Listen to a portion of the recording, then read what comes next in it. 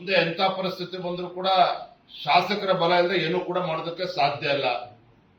ಅದನ್ನ ಅರ್ಥ ಮಾಡ್ಕೊಂಡಿರ್ತಕ್ಕಂಥ ಕಾಂಗ್ರೆಸ್ ಪಕ್ಷದ ಹಿರಿಯ ಮುಖಂಡರುಗಳು ಎಲ್ಲಾ ರೀತಿಯ ಕುದುರಾ ವ್ಯಾಪಾರಕ್ಕೆ ಈಗಾಗಲೇ ಸಜ್ಜಾಗಿದ್ದಾರೆ. 5 ವರ್ಷ ನಾನೇ ಸಿಎಂ ಯಾರೋ ಕೇಳಿಸಕ್ಕಾಗಲ್ಲ ಅಂತ ಹೆಮ್ಮೆಯಿಂದ ಹೇಳ್ತಾರೆ. ಹೆಮ್ಮೆಯಿಂದ ಹೇಳ್ತಾ ಇರ್ತಕ್ಕಂಥದ್ದಲ್ಲ, ಕಾಂಗ್ರೆಸ್ ಹೈಕಮಾಂಡ್ಗೆ ನೇರವಾಗಿ ಸವಾಲನ್ನ ರಾಜ್ಯದ ಮುಖ್ಯಮಂತ್ರಿಗಳು ದೆಹಲಿಯಲ್ಲಿದ್ದಾಗ ನೀಡಿ ಬಂದಿರತಕ್ಕಂಥದ್ದು. ದೆಹಲಿಯಲ್ಲಿ ರಾಹುಲ್ ಗಾಂಧಿ ಅವರು ಸಿದ್ದರಾಮಯ್ಯನವರಿಗೆ ಅಪಾಯಿಂಟ್ಮೆಂಟ್ ಕೂಡ ಕೊಡಲಿಲ್ಲ. ರಾಹುಲ್ ಗಾಂಧಿ ಅವರು ಸಿದ್ದರಾಮಯ್ಯನವರು ಹೋದಾಗಲೆಲ್ಲ ಬಹಳ ಪ್ರಾಮುಖ್ಯತೆ ನೀಡ್ತಾ ಇದ್ರು ರಾಹುಲ್ ಗಾಂಧಿ ಅವರು. ಆದ್ರೆ ಈ ಬಾರಿ, ಕಳೆದ ಬಾರಿ ಸಿದ್ದರಾಮಯ್ಯನವರು ಹೋದಾಗ ಅವ್ರಿಗೆ ಅಪಾಯಿಂಟ್ಮೆಂಟ್ ಕೂಡ ಕೊಡಲಿಲ್ಲ ಅಂತ ಹೇಳಿದ್ರೆ,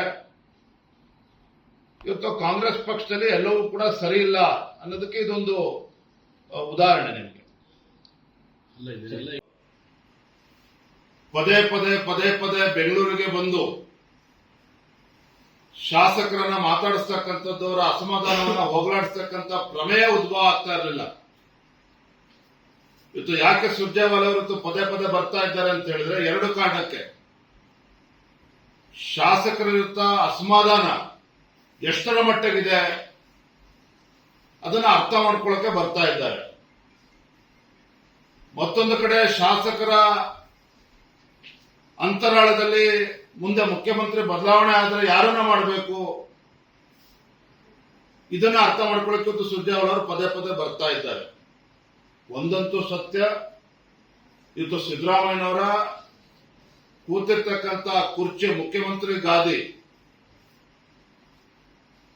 ಅನಿಶ್ಚಿತತೆ ಇವತ್ತು ಕಾಡ್ತಾ ಇರೋದ್ರಿಂದ ಸಿದ್ದರಾಮಯ್ಯನವರಿಗೆ ಈ ರೀತಿ ಸಮಾವೇಶಗಳನ್ನ ಮಾಡೋ ಮುಖೇನ ಹೈಕಮಾಂಡ್ ಅನ್ನ ಬೆದರಿಸ್ತಕ್ಕಂಥ ಕೆಲಸ ಮಾಡ್ತಾ ಇದ್ದಾರೆ.